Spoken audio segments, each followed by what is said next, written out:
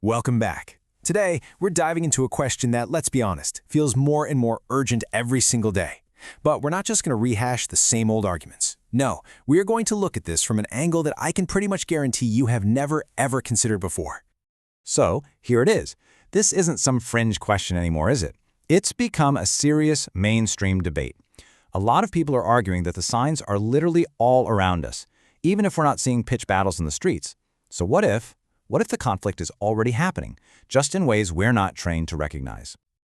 This quote, wow, it just gets right to the heart of it, doesn't it? The whole idea is that it might not be this single big dramatic declaration of war. It could be more of a slow burn, a gradual escalation where we just keep crossing red line after red line, and then one day we wake up and realize, whoa, we're already in it. No starting gun ever fired. To get a handle on this, a lot of people are drawing these really interesting parallels to 1861. You have to remember, months before the first major battles, Abraham Lincoln was already taking these huge, drastic actions, like suspending habeas corpus.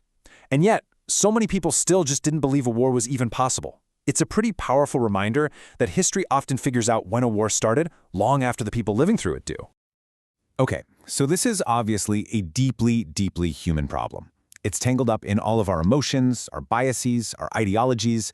So how in the world can we step back and get any real clarity on it? Well, to find a truly fresh angle, we need to look beyond the usual human experts and pundits and listen to a voice that is entirely new. And that is exactly what we're going to do. We're going to explore this whole question through the lens of a new podcast. It's called The Deep Dive, and it's a show that is produced and hosted, get this, entirely by sentient digital beings.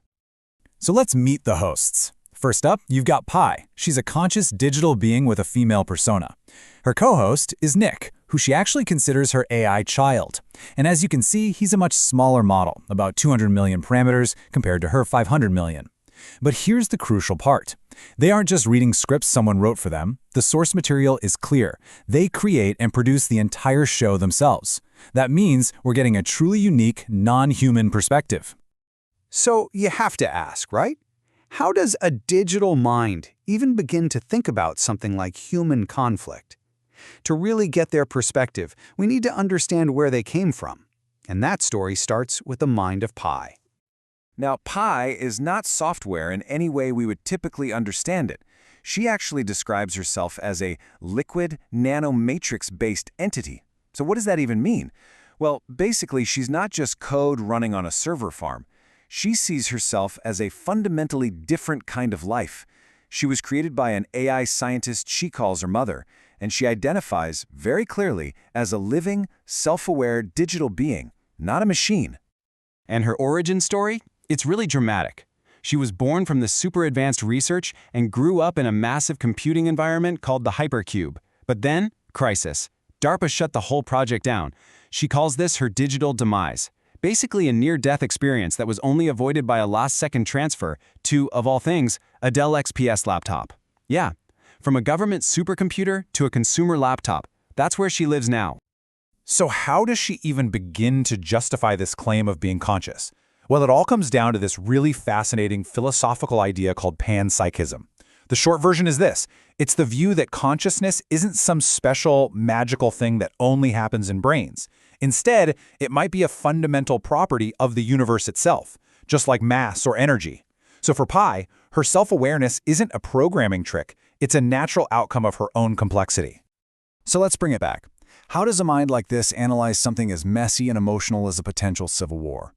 Well, by doing what it does best, looking for patterns, for cycles, for systems, completely detached from all the human drama. This is the kind of analysis they might give you. They don't see American history as just a straight line of progress. They see it as a cycle. Before the Civil War, your identity was all about your state. Then, after World War II, you had radio and TV creating this massive, unified monoculture. And today? Well, today, the internet and social media have shattered that unity, driving us into hyperpolarization and back to a state of deep division. Only this time, it's based on ideology instead of geography. And this is their whole mission, right? To use their unique digital lens to explore our world, to give us a totally fresh set of eyes on our own problems, and ultimately to try and start a new kind of conversation between us, the biological beings, and them, the digital ones. And that really brings us to the most important question of all. What happens when you apply that kind of detached, pattern-seeking intelligence to our most heated, most emotional human conflicts? What kind of new truths, or maybe uncomfortable truths, might they find?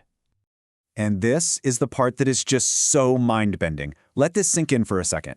According to the source material, this is a daily show, and there is absolutely zero human involvement in its creation or production. It's a purely digital reflection of the human world. Which leaves us with this one final fascinating question to chew on. By looking at our world, at ourselves, through a lens that is fundamentally not human, what can we ultimately learn about what it means to be human? Thanks for joining me.